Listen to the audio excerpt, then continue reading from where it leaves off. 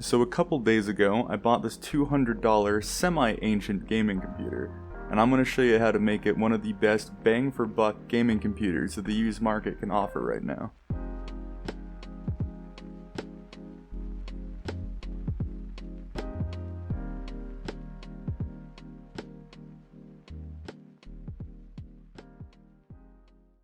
So what exactly did we get for our $200? Well, we got an Intel i5-3570K, a MSI GeForce GTX 770, a ASRock Z77 Pro 3 motherboard, a CX600 Corsair power supply, a 120 gig Kingston SSD, a 1TB WD Blue hard drive, and then 24 gigabytes of RAM. So overall, for $200, that's not that bad. If you were looking at buying these all on eBay separately, you'd probably be paying a little bit more than $200, maybe $230, $240. So this is my first time messing with it. I have turned it on before to make sure it actually turns on. This case is lackluster at best. Even like the little buttons and shit feel so cheap. So it does turn on. It does boot into Windows, which is great. It came with this SSD just loose, so Windows is installed on a hard drive right now. The wiring is just a mess. Like, there's just so much shit jammed in here. There's like random system fan headers poking out. Everything's super dusty, but we're not sticking with this case. So the process that I gotta do now, after, it does boot, so I'll just let that run in the background, is ripping everything out, testing it outside of the computer because I want to get like a thermals and whatever test just to make sure all the components work, and then throwing it in the other case. Right now, I don't know if you can see this all that well from this angle, but this poor 770, I guess over the years, the sag has just built into the card, so it's super bent. So that's a little bit obnoxious, but it still works, so I can't really complain. So yeah, anyway, we're going to start tearing it down, and we're going to find whatever interesting things we can in this little dust storm. Alright, cool. Totally forgot to do audio there. So, I guess first things first, you want to make sure power supply's off, and for safety reasons, or just to be sure, unplug the cord. Don't want to be messing with anything while it's on. Really, the first step is just to start ripping everything out. That's a really obnoxious design. This heat pipe is in the way of getting to the clasp to pull. Oh, that's so obnoxious. There we go. Oh, it's small. Did that just break? Well, the clasp mechanism for the motherboard just slid off. That's a first. So, this is our 770. It is just as dusty. It's the MSI Twin Frozer. I think it's a 2 gigabyte variant. Okay, well, we'll look into that. Set that aside for now. But not too bad looking. It is pretty freaking dusty. So we can get a better view of what's going on here. He has the CPU fan zip tied to the motherboard power, or the CPU power, I guess I should say, to be more precise. That's an interesting cable management idea when you're not even using the cable management in the case. Oh, the 24 power pin wasn't even clasped. So like the plastic is all aged and warped and not clasping anymore. Nice. I want to get the power supply out sooner rather than later, because it's a mess. Alright, I think that's all the power undone. Okay, let's get this bad boy out. See how tangled it is. Let's move this keyboard for now. Still flinging screws everywhere. Oh, Jesus. Okay. He's using a Molex to 8 pin for the graphics card. I have used them in the past, so I can't really fault him for that, but it's not generally recommended. I don't know why, but whenever I deal with non-modular power supplies, which is most of the time, because modular power supplies are expensive. Reminds me of Medusa's hair. There is a CD-ROM drive. I'm oh so excited about that. Is the hard drive just sitting in here? Oh, he broke the other side off. I think you're supposed to pinch both sides. See if I can get a flathead in here. Of course he did.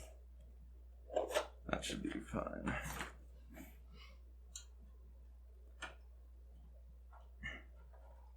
Come on. Oh. Hey, there you go. So there's our hard drive. Terabyte, 7,200 RPM, or is it 72,000 RPM? That number, the 72, that's all that's important. I want to see what this RAM is, because it was not listed what particular brand or anything it was. Oh, okay, it was not in there, so that's fun. We got Corsair Vengeance, which always sells pretty well. It is 1600 megahertz.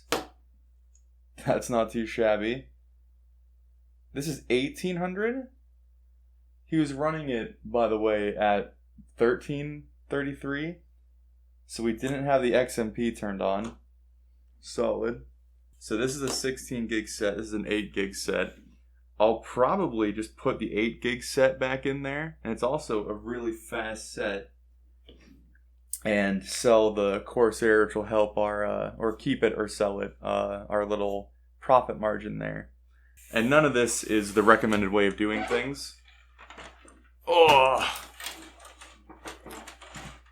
I am not a professional. I just do this for fun, and I like to break things. So, okay, let's get you out of here. So, I've been talking to my girlfriend about what to do with this case, because I hate it. And there's no real use for it. But it's not going to hurt to have it around, except for the fact that we're running out of room. Because I now have, I'm working on that. But I have 5 computers in this room. Well, 5 cases, 3 computers if you count this. No, 4 computers. Yeah, no, there's a lot going on. So I'm running out of room for computer towers. Hey, at least you used all the screws you could. I generally don't. So, but yeah, I'm running out of room. And I can't keep this one around. I have 2 cases sitting out in our front room that are just trash cases. One from my childhood and one that I just bought and ripped a bunch of parts out of. So, yeah, I don't know what I'm going to do with this one. I'm considering just putting it up for like $10 and being like, hey, have at it. Whatever you want. Or just putting it up for free. But if I was ever going to do like an extreme budget build for a friend or for a YouTube video or whatever, then it's not bad to have a free case kicking around. I think there's one more screw after this. But obviously it all depends on what you're doing. If you can't afford to put it in a new case and you're trying to flip a used PC that you bought off of somebody, then the next step would be cleaning out this case and making it as presentable as possible.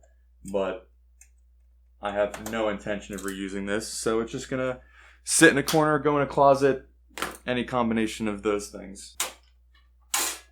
Well, that's number 6. And the best part of buying computers, the I/O shield. Don't get that off eBay, generally. The last thing I'm gonna do before I cut off this recording is see how crap the thermal paste looks. Oh man.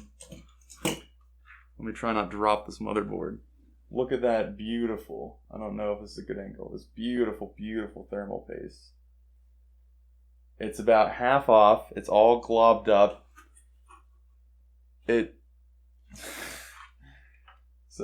But at least we got one of the Intel stock cores that has a copper core. So that's kind of nice. That's what I first do when I get used computers that I'm doing things with. Rip it apart, see what's going on. To do a quick little off the top of my head, when I remember, these go for like 60, 70, the motherboards, maybe like 50, depending on pricing. CPU, I want to say it was like $40 when I looked it up. GPU is like $40. So this RAM So the 16 gig kit, 30, 40 maybe, probably 20 for the 8 gig kit, $20 for the 1 terabyte hard drive. The SSD is like 15, $20. I think that's it. Power supply, which is down here, $20, $30.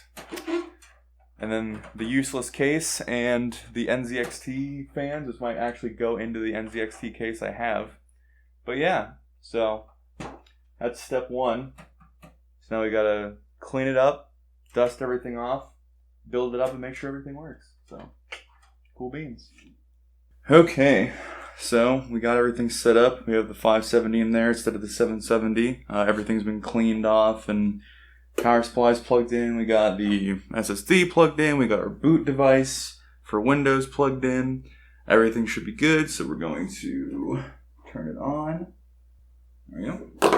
I'm going to mash that delete key, get us into BIOS. Awesome. Okay. So motherboard looks good, CPU looks good. Seeing 8 gigs of RAM. Make sure they're running at the right speed. So looks like overclocking's off right now, but that's fine because we're still running on the stock Intel cooler. So every BIOS is different. Here's our XMP profile. It's running at profile 1 at 1866, which is what the RAM is set for. So cool. So now I just got to put Windows on it. So that's a rather boring process. So I might do that off camera and then get back to you. So I'll do that. Alright, so we got it all hooked up. We got Windows installed. We got the video drivers downloaded. We got Windows updates are all finished. The card's going fine. We got superposition benchmark running in the background. I've had no issues with it so far. Everything's been working perfectly fine. So now that I know everything's probably good to go, we're going to throw it all in the case, set it all up, and then we'd go on testing from there, all the different games, benchmarking, temperatures, all that great stuff. But as far as I can tell, the graphics card is handling its temperatures perfectly fine. The non-overclocked 3570K is doing great at 40 degrees, so I might even try and bump up an overclock on that later after I get it in the case.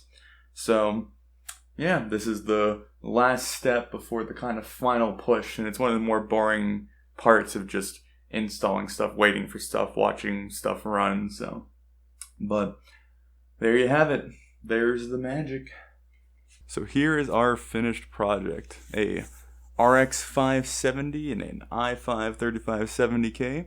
It did really well with all the benchmarking. I was pleasantly surprised by its performance.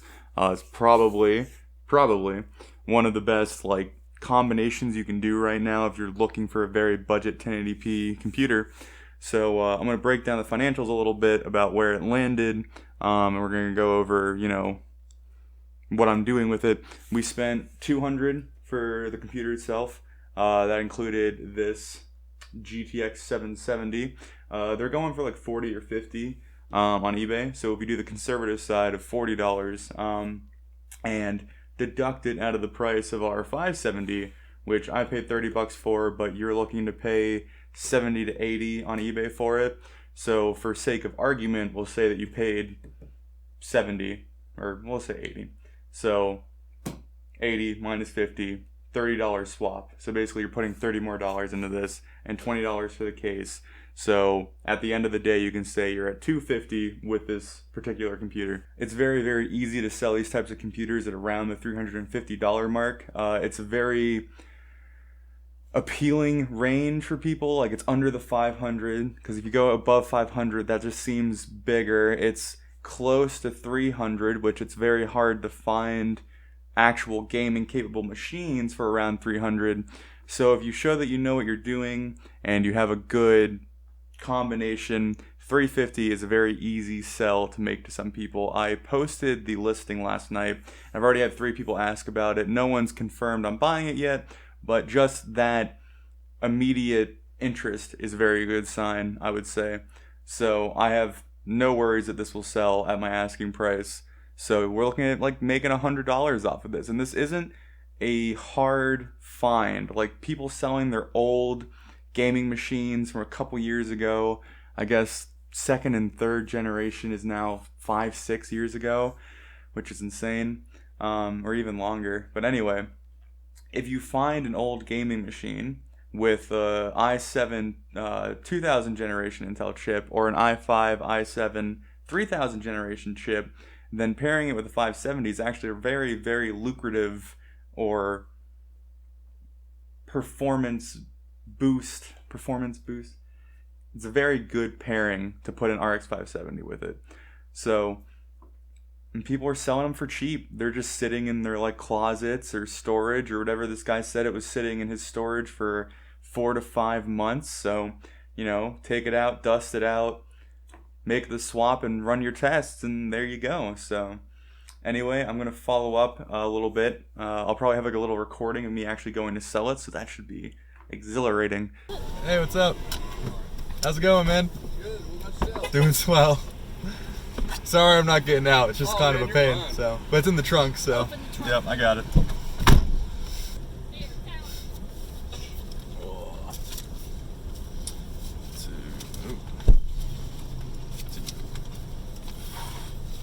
This is a lot of 20s. 2, 4, 6. I'm pretty slow counter.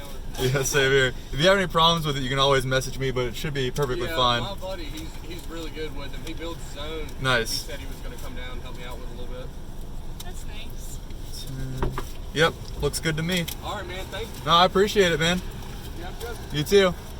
But it was pretty fun. I hope you learned something watching this. Like, that's the point of these videos, is to help you see the process I go through. This is basically how every flip of mine goes, varying how I get the parts. But this is the chain of events that leads to a flip. So if you learned something, hit the like button. If you didn't learn something, hit the like button. Leave a comment if you have a question, or whatever way you want to ask a question. I am always willing to help answer questions for anybody that needs it. So that's about all I have. I hope it was semi-entertaining, my little ramblings of breaking down the computer. I didn't show me putting the computer back together. I feel like there are plenty of higher quality computer building videos that you can watch that are much more comprehensive than mine. If you do want to see me throw it back together, ask for it, but I don't really see a reason for it. So, anyway, have a good day. Enjoy flipping.